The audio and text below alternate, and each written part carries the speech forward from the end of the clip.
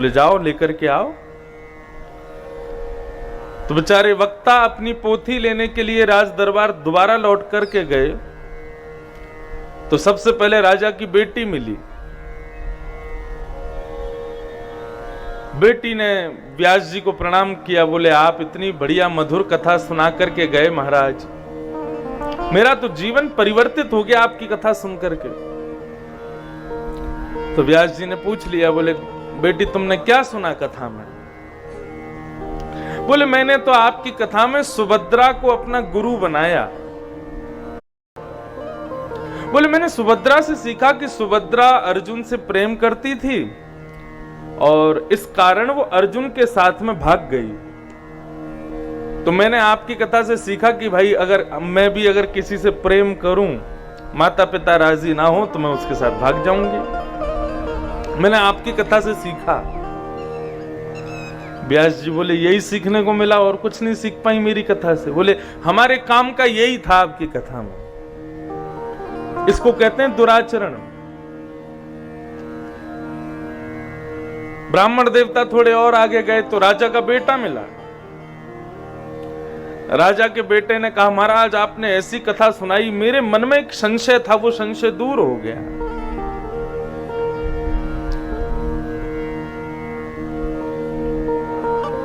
माताएं जो भी पीछे से आमे वो सामग्री वहीं रख के वहीं बैठ जाओ, हाँ, और वैसे अपने पास ही रख के बैठ जाओ, कथा की आरती में जो करना हो वो करें, अभी केवल कथा सुनो सब बैठ के।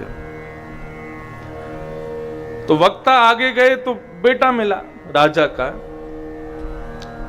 राजा के बेटा ने कहा महाराज आपने ऐसी कथा सुनाई, मेरे मन का संशय, मेरा भ्रम दूर हो गया। वक्ता ने कहा तुमने क्या सीखा? बोले मैंने आपकी कथा में कंस को गुरु बनाया। ब्राह्मण देवता बोले और कोई नहीं मिला था गुरु बनाने को, कंस ही मिला था। क्या सीखा कंस से? बोले मैंने कंस से सीखा कि कंस पूर्ण रूपेण अपनी राज्य गद्दी पर बैठने के योग्य था, मथुरा के राजा बनने के योग्य था, लेकिन उसके पिता उग्रसेन उसको राज्य गद्दी नहीं दे रहे थे, तो कंस ने अपने पिता को पकड़ के जेल में डाल दिया। अब मैं भी ऐसा ही करने वाला हूं, मैं भी अपने पिता को पकड़ करके जेल में डालूंगा और मैं राज्य गद्दी पर बैठ जाऊंगा। कोई कहेगा कि गलत है तो कह दूंगा आपसे कथा में सुना था मैंने। हमारे व्यास जी कथा सुना के गए, उन्होंने ये युक्ति बताई। ब्राह्मण देवता बोले भैया मेरी पोथी मिल जाए मैं भागूं यहां से, नहीं तो संसार पूरा मुझे ही पकड़ लेगा। थोड़ा और आगे गए तो रानी मिली।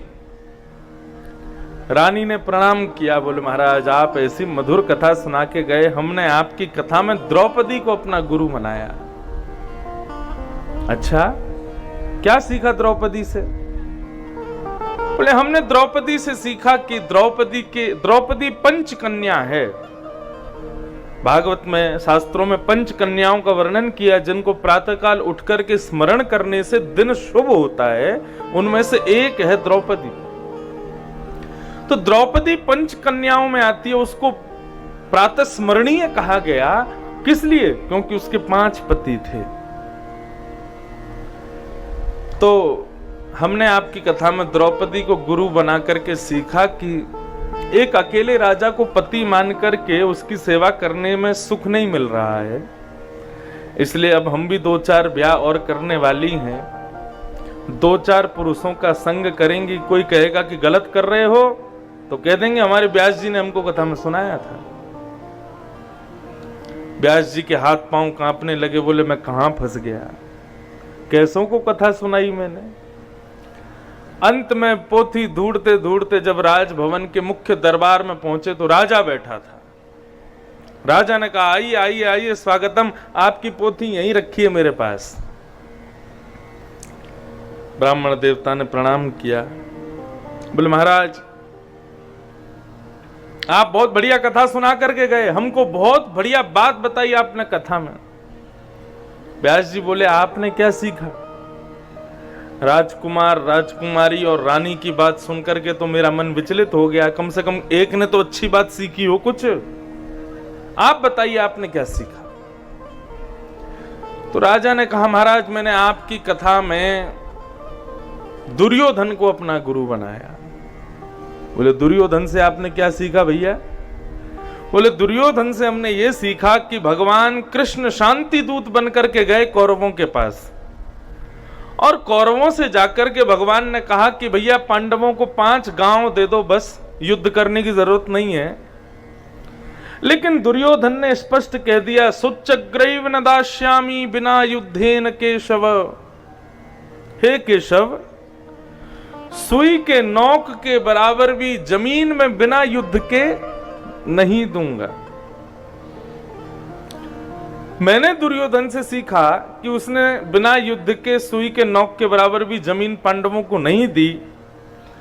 अब आप अपनी कथा करके अब पोथी लेने आए हो, संग में कथा की दक्षिणा मांगने आए होंगे, लेकिन मैंने दुर्योधन को बना करके यही गुरु सीखा कि बिना युद्ध के 1 रुपया भी दक्षिणा आपको दूंगा नहीं। युद्ध करके मुझे परास्त कर लो और दक्षिणा ले जाओ।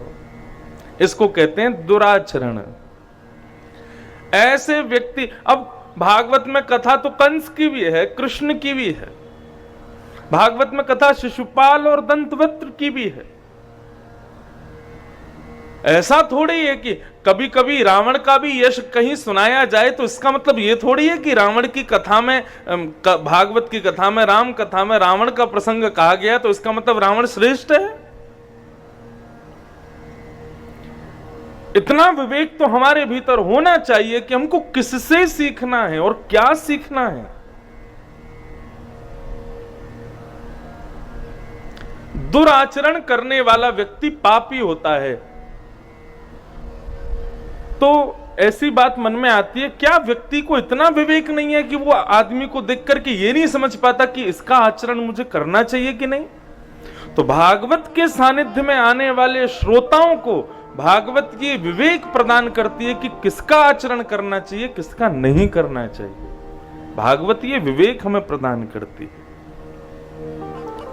सदा दुराचार रता विमार्गगा, दुराचरण करने वाले पापियों को भागवत शुद्ध करती है। और विमार्गगा माने जो कुमार्ग पर चलते हैं, गलत मार्ग पर चलते हैं, ऐसे लोग यदि कथा में आ जाएं तो उनकी बुद्धि ठिकाने लगेगी, वो बचेंगे कुमार्ग पर जाने से।